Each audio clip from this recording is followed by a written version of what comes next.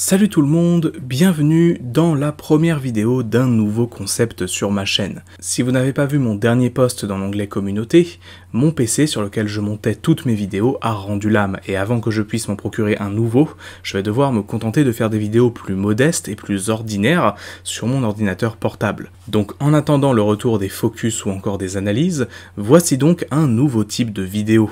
Les questions pour Magnus, vidéo dans lesquelles je réponds à une interrogation en rapport avec les licences Transformers, qui peut être de n'importe quel type. Je vous dis tout de suite, ce sera à vous de choisir la prochaine question à laquelle je répondrai.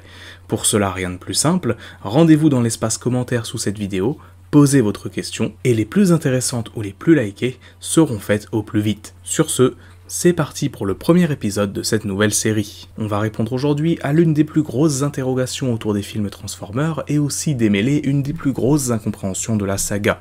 Blackout et Grindor sont-ils le même personnage? Pour rappel, Blackout est un Decepticon apparaissant dans le premier film en 2007 se transformant en hélicoptère et attaquant la base militaire américaine au Qatar au début du long métrage. Il sera tué lors de la bataille finale et sa dépouille jetée au fond de l'océan. Cependant, dans le film suivant, Revenge of the Fallen, on voit débarquer un Decepticon partageant exactement la même forme de corps que lui. Ce personnage, jamais nommé dans le film, est tué par Optimus lors de la bataille de la forêt, et on apprendra qu'il s'agit d'un Decepticon nommé Grindor. Les fans ont alors commencé à se poser la question suivante. Est-ce que ces deux personnages sont un seul et même être, ou s'agit-il bien de deux Decepticons distincts?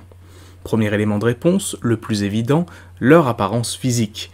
Blackout et Grindor utilisent le même modèle d'animation, les différences étant quasiment imperceptibles. Rajoutez à cela le fait qu'ils se trouvaient au même emplacement que Megatron au fond de l'océan, et vous avez des éléments qui pourraient laisser penser à une résurrection.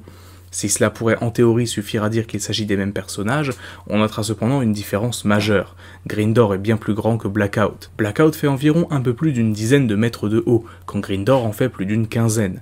De même, leurs modes alternatifs ont beau se ressembler, en réalité il ne s'agit pas exactement des mêmes hélicoptères.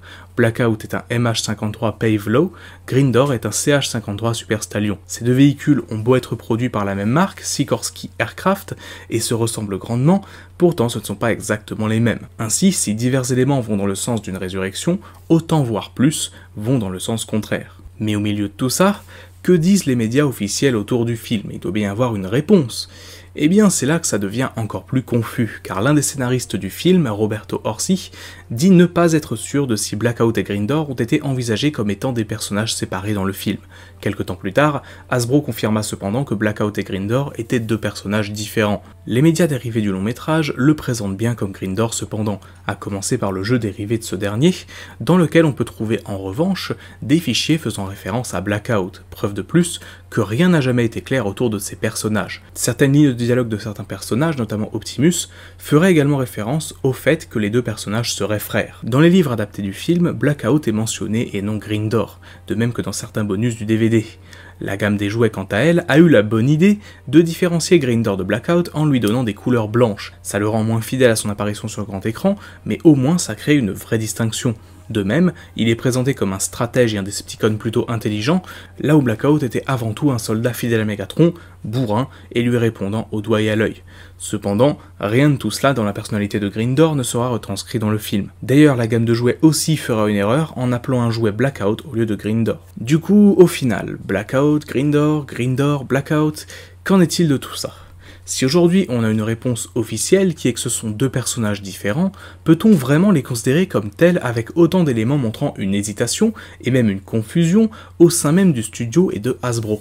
Personnellement, si vous voulez mon avis, je les considère comme deux Decepticons différents, pour la simple et bonne raison que dans la continuité des films, énormément de soldats de Megatron partagent la même forme de corps de façon quasi identique. Ainsi, je préfère considérer Blackout comme définitivement mort dans le premier film, et Grindor comme un autre Decepticon à part entière, surtout que rien dans le film, en dehors de théories de fans, ne peut supporter un retour de Blackout, rien ne laisse sous-entendre cela. N'hésitez pas à me dire dans les commentaires ce que vous pensez de tout ça, et n'hésitez pas surtout à poser vos questions sur Transformers à votre tour. Cette série de vidéos est là pour ça, c'est aussi votre série de vidéos en quelque sorte, celle où je réponds à toutes vos interrogations, qu'importe la série, le film ou le comics Transformers.